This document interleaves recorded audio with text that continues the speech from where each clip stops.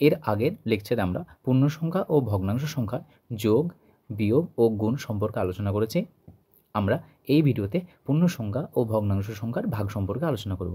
তা তোমরা দেখেছো যে পূর্ণ সংখ্যা কাদেরকে বলা হয়? যে সকল সংখ্যাগুলি আমাদের পূর্ণ রূপে থাকে, এক কথায় ভগ্নাংশ রূপে থাকে না, যেমন 5, 7, 3, 10, 12 এই সমস্ত সংখ্যাগুলো হচ্ছে আমাদের পূর্ণ সংখ্যা। আর আর ভগ্নাংশ হলো যে সংখ্যাগুলি আমরা লব্বাই হরের আকারে প্রকাশ করতে পারি। 5-এর 7, 3-এর 4, 6-এর 2 এই সমস্ত সংখ্যাগুলো হচ্ছে ভগ্নাংশ।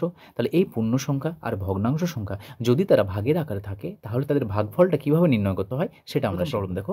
5 বিভক্ত 3-এর 4, তাহলে 5-এর সঙ্গে আমরা এই 3-এর 4কে ভাগ করব। তাহলে এটা কী করবো আমরা? এর আগের ভিডিওতে আমরা পূর্ণ সংখ্যা ও ভগ্নাংশ সংখ্যার গুণ সম্পর্কে আলোচনা করেছি এবং তার আগেও আমরা ভগ্নাংশ সংখ্যার যোগ, বিয়োগ, গুণফল সবগুলো শিখেছি। আমরা জানি যে এই যে ভাগ চিহ্ন আছে, ভাগ চিহ্নের পরিবর্তে আমরা গুণ লিখবো। তো কত লিখবো? এটা 5 লিখলাম। এই ভাগ চিহ্নের পরিবর্তে আমরা সরাসরি গুণ লিখব, কিন্তু ভাগ চিহ্নের পরবর্তী যে সংখ্যা থাকে সেই সংখ্যাটি কী হয়ে যায়? উল্টে যায়। তাহলে এটাকে উল্টে দাও, 4/3। এবার দেখো, এর আগের ভিডিওতে আমরা গুণ শিখেছি কীভাবে গুণ করতে হয়। উপরের সঙ্গে উপর গুণ করে দাও, তাহলে 5 × 4 আর নিচে যা আছে তা লিখে দাও। গুণ করলে কত আসছে? 4×5 = 20/3। এটা আমাদের অ্যান্সার। তাহলে প্রথমে কী করলাম? প্রথমে যে ভাগ আছে সে ভাগ চিহ্নের পরিবর্তে আমরা গুণ লিখলাম এবং ভাগের পরবর্তী ডান দিকে, এটা সর্বদা মনে রাখবে যে ভাগ চিহ্নটাকে আমরা গুণ চিহ্ন লেখার পরে ভাগের পরে যে সংখ্যা আছে সেই সংখ্যাটি উল্টাবে, কিন্তু ডান দিকে যেটা আছে। দেখো 3-এর 4 ছিল, উল্টে দিলে কত হবে? 4-এর 3 হয়ে যাবে। এবার আগের ভিডিওতে আমরা গুণ দেখেছি, উপরের সাথে উপর গুণ আর নিচে যেটা আছে সেটা বসে গেল। তো কত হলো? 20/3। পরবর্তী সংখ্যা দেখো, 6-এর সঙ্গে আমরা 3-এর 4কে ভাগ করব।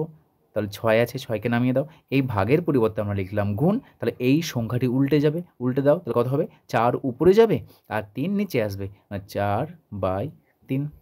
এবার দেখো, যদি কাটাকাটি যায় তাহলে কাটাকাটি করবে। দেখো এখানে 6-এর সঙ্গে 3 কাটছে, তাহলে 3-একে 3, 3 × 2 = 6। আমরা কাটাকাটি কোথায় করি বলতো? এই কাটাকাটি কিন্তু অনেকেই ভুলভাল করে উপরের সঙ্গে উপর কাটাকাটি করে।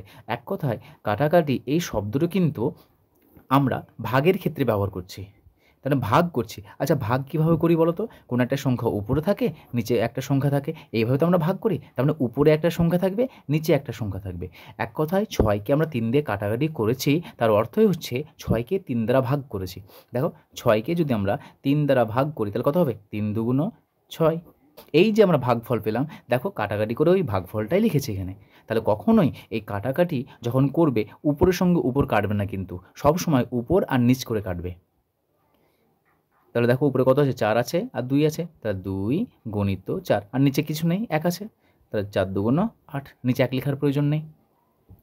পরবর্তী সংখ্যা দেখো, 7-এর 8 বিভক্ত 4। এর আগে আমরা প্রথমে পূর্ণ সংখ্যা নিয়েছিলাম, পরবর্তীতে আমরা কী নিয়েছিলাম? ভগ্নাংশ।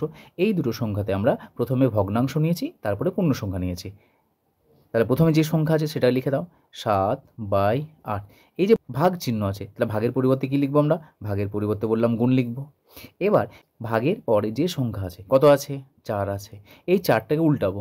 আচ্ছা, 4 উল্টাতে গেলে কীরকমভাবে হয় বলতো? 4-এর নিচে যে সংখ্যাটি আছে সেটা উপরে আসবে আর 4 নিচে আসবে। 4-এর নিচে কিছু না, মানে কত আছে? 4-এর নিচে দেখো 1 আছে। 4কে যদি উল্টে দেওয়া হয় তাহলে এই 1 আসবে উপরে আর নিচে আসবে 4।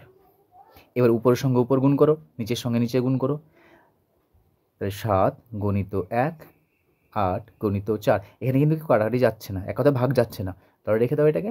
7/4 = 32। এটা আমাদের অ্যান্সার। পরবর্তী 5-এর 6, তাহলে 5/6, 5/6কে রাখলাম। পরবর্তী ভাগ চিহ্ন আছে, তাহলে ভাগের পরিবর্তে লিখব গুণ চিহ্ন দিলাম। গুণের পরে যে সংখ্যাটি আছে সেটাকে উল্টে দেবো। আচ্ছা, 5কে উল্টালে কত হবে? 1-এর 5, নিচে কিছু নেই মানে 1 আছে, তাহলে এটা যদি উল্টে দেওয়া হয় তাহলে 1 যাবে উপরে, 5 আসবে নিচে, 1-এর 5।